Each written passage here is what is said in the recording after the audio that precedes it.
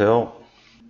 오늘은 계약기간 만료 전에 임차인이 나간단 말이죠. 이럴 때 이제 중개보수에 대한 문제가 좀 생겨요. 그러니까 계약기간을 1년으로 해놓은 상태에서 이제 임차인이 중간에 갑자기 중도 퇴실을 하겠다고 하는 겁니다.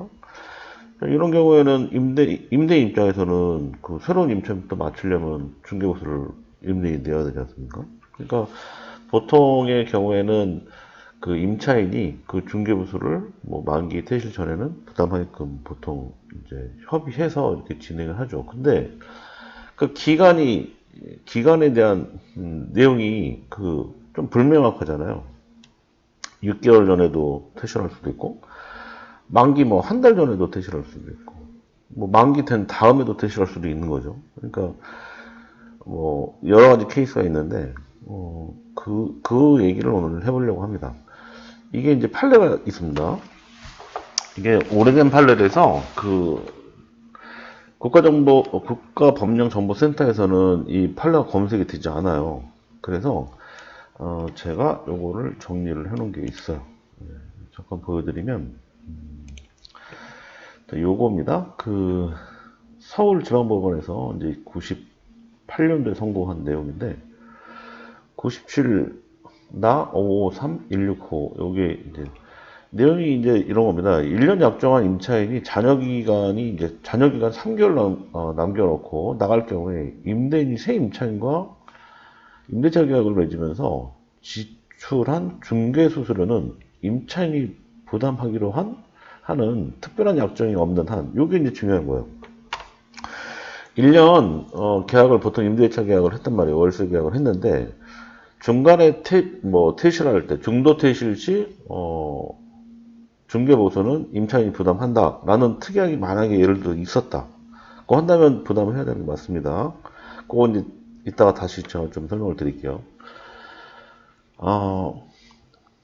임차인이 부담할 성질의 것이 아니므로 임대인은 임차인이 약정한 임대차 기간이 종료되기 전에 계약 관계의 청산을 그렇죠. 종료되기 전에 이제 계약 관계를 청산을 요구했기 때문에 중개 수수료를 부담해야 한다고 주장을 하나, 임차인과 임대차 계약을 정상적으로 종료된 경우에도 임대인은 어차피 새로운 임차인과 임대차 계약을 체결을 위하여 중개 수수료를 지불을 해야 하므로 임차인이 중개 수수료를 부담해야 한다고 볼 수 없다. 이렇게 이제 판례가 있는 거예요. 그래서 여기서 이제 봤던 기간은 3개월로 봅니다. 3개월. 보통 2, 3개월 전에 퇴실을 한다. 그러면 임차 입장에서는 중개 수수료를 부담할 필요가 없는 겁니다.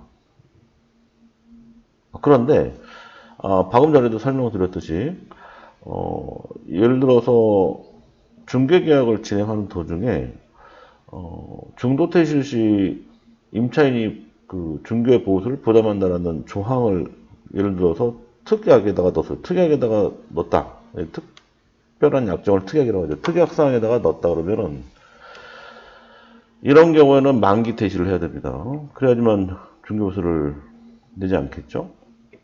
자, 그러면 방금 전에 말씀드렸던 특약사항이 임차인한테 불리한 조항이냐에 대한 부분, 그게 뭐냐면은 그게 어디냐면 여기 강행규정이라는 게 있습니다. 강행규정. 주택임대차보호법의 강행규정이라는 제10조의 강행규정이 있는데 이 법 위반한 약정으로서 임차인한테 불리한 건 효력이 없다라고 되어 있어요. 그러니까 지금 만기 퇴실 시에 이 임차인이 중개 수수료를 부담한다라는 내용의 약정이 이게 불리한 거냐, 강행규정상, 그러니까 임차인한테 불리한 조항인지에 대한 부분은 판례가 없습니다.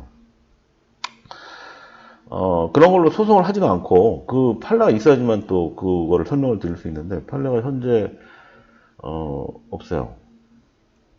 자, 그래서 이제 결론적으로 임차인이든 임대인이든 임차인 입장에서는 계약 만료됐을 때 약정한 기간 만료되기 2, 3개월 전에 나간다 그러면은 통보를 하고 난 다음에 원래 이제 계약 기간에 대한 계약의 갱신에 대해 6조 있죠. 여기서 보시면은 끝나기 이제 만료 6개월 전에서 2개월 전에 이제 임대인한테 이제 뭐 내가 나가겠다 아니면은 뭐 계약 갱신을 요구한다든지 하는 그런 뭔가 메시지나 이런 자료를 남겨야 된다고 말씀드렸잖아요. 그런데 그런 경우에는 당연히 이제 그 중개보수를 부담하지 않겠죠. 그쵸. 그런데 묵시적 갱신이 있어요. 묵시적 갱신.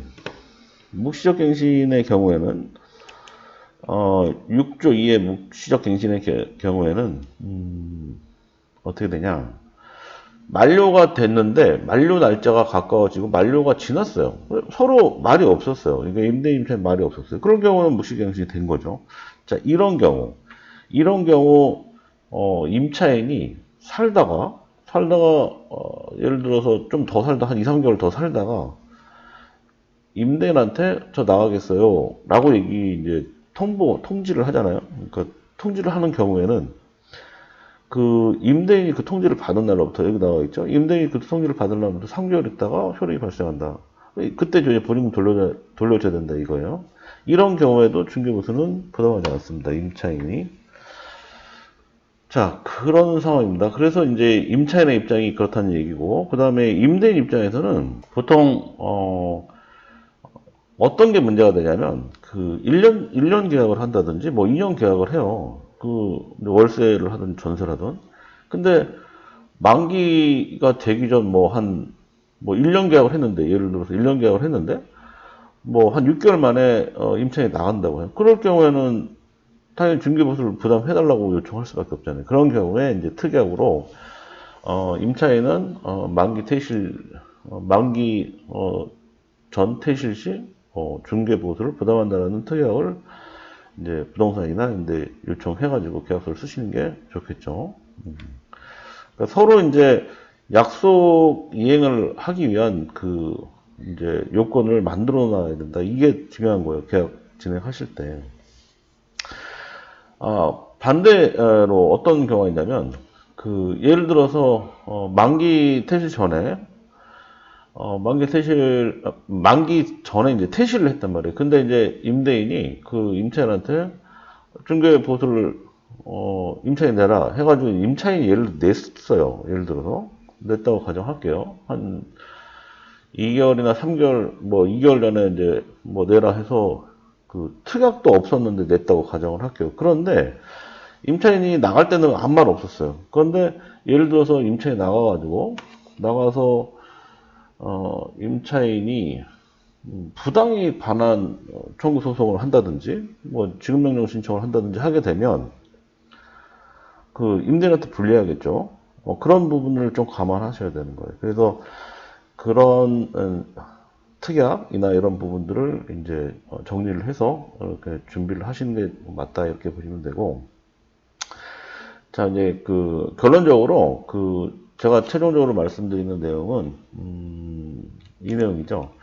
그래서 이제 관련 판례상으로 봤을 때는 이제 3개월이다 이렇게 보시면 돼요. 그러니까 만기 퇴실 3개월 전에 임차인이 나가는 경우는 뭐 앞뒤로 보통 우리가 실무에서 앞뒤로 한 달은 괜찮다 이렇게 얘기를 하는데, 실제로는 이 판례로만 봤을 때는 한 3개월, 잔여기간 3개월 남기고 나가는 부분은 중개보수를 임차인이 부담할 필요가 없다라는 내용이 오늘 내용의 결론입니다.